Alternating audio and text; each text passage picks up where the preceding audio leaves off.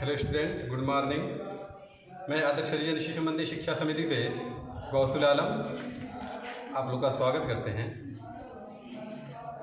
हम लोग कक्षा 9 में अब तक पढ़े हैं, यानी कि जो कक्षा 9 का फिजिक्स का पहला चैप्टर है गति, वो पूर्ण रूप से पढ़ चुके हैं।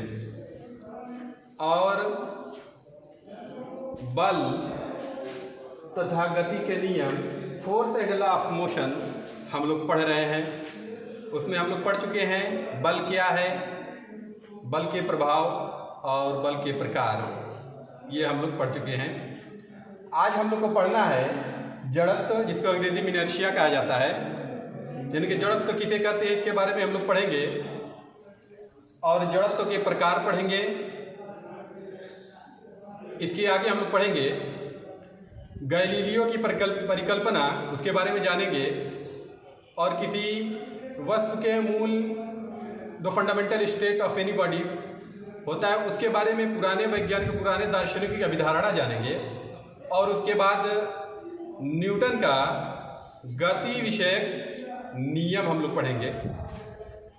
लेकिन ये सब पढ़ने से पहले इस वीडियो को आप लोग सब्सक्राइब ज़रूर कर लीजिएगा और लाइक करिएगा, और पसंद आए तो शेयर भी कीजिएगा। चलिए हम लोग जानते हैं इनर्शिया क्या है। What is inertia? आप लोग देखे हैं कि जैसे किसी बोरे में गेहूं भरा है, उसको हम लोग हटाते हैं तो बल की आवश्यकता पड़ती है। अब उस बोरे के गेहूं को बढ़ाते जाइए तो हम लोग को मालूम चलता है कि उसमें अधिक से अधिक बल की आवश्यकता होती है। यानी कि उसका जो इनर्शिया है, जड़त्व बढ़ता जाता है। तो इसकी परिभाषा क्या हुई? किसी भी पिंड का यह एक इनहेरेंट प्रॉपर्टीज होता है किसी भी बॉडी का, जो अपनी अवस्था परिवर्तन का विरोध करता है, जड़त्व कहलाता है। किसी पिंड का वह गुण जिसके कारण वह अपनी अवस्था परिवर्तन का विरोध करता है, जड़त्व कहलाता है। अंग्रेजी में कहते हैं the properties of any body by which it opposes the change of its state is called inertia. अब यहाँ पर आया है कि अपनी अवस्था परिवर्तन का विरोध करता है। अब अवस्था हर पिंड की अलग अलग हो सकती है। कोई पिंड की अवस्था मोशन में है तो उसकी अवस्था मोशन हुई, और कोई पिंड अगर स्थिर अवस्था है तो उसकी अवस्था स्थिर हुई। तो उसकी अवस्था के आधार पर इनर्शिया, जो जड़त्व है, यह दो प्रकार का होता है। एक को कहते हैं इनर्शिया ऑफ रेस्ट और दूसरे को कहते हैं इनर्शिया ऑफ मोशन, जिसको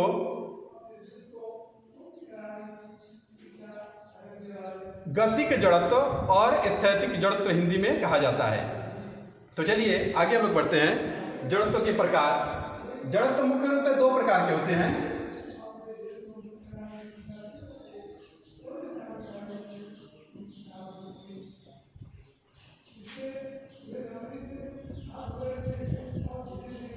दो प्रकार के होते हैं।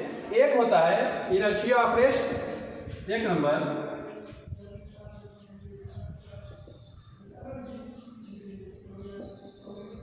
स्थैतिक जड़त्व, इसको INER रेस्ट कहा जाता है। और दूसरा होता है गतिक जड़त्व।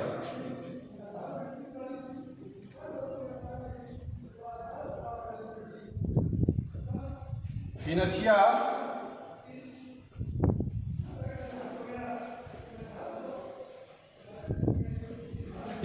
मोशन। अब इनर्शिया ऑफ रेस्ट और इनर्शिया ऑफ मोशन, ये क्या होता है, इसको हम लोग अलग अलग जानेंगे। आप लोग देखते हैं कि कोई भी पिंड गति में है, उसको रोकने के लिए कुछ बल की आवश्यकता पड़ती है। यानी कि अगर बल हम लोग न लगाएं तो जो पिंड गति में है वो गति में ही रहेगी। उसी को इनर्शिया ऑफ मोशन कहा जाता है।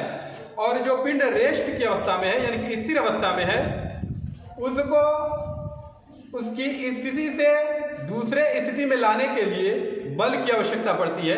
यानी कि अगर बल हम लोग ना लगाएं तो वो रेस्ट की अवस्था में रहेगी, यानी कि स्थिर अवस्था में रहेगी, उसकी स्थिति को, उसकी इनर्शिया को इनर्शिया ऑफ रेस्ट कहा जाता है।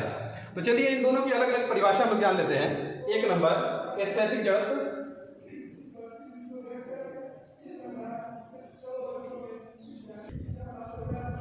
हाँ तो बच्चों, इनर्शिया होता है दो प्रकार का होता है, इनर्शिया ऑफ रेस्ट और इनर्शिया ऑफ मोशन।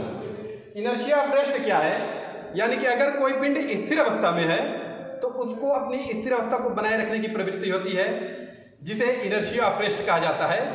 और तब तक, जब तक कि उस पर कोई बल न लगे, यानी कि अगर उस पर बल नहीं लगेगा तो वो पिंड अपनी स्थिर अवस्था ही में रहेगी, किसी भी दशा में उसकी स्थिर अवस्था चेंज नहीं हो सकता है।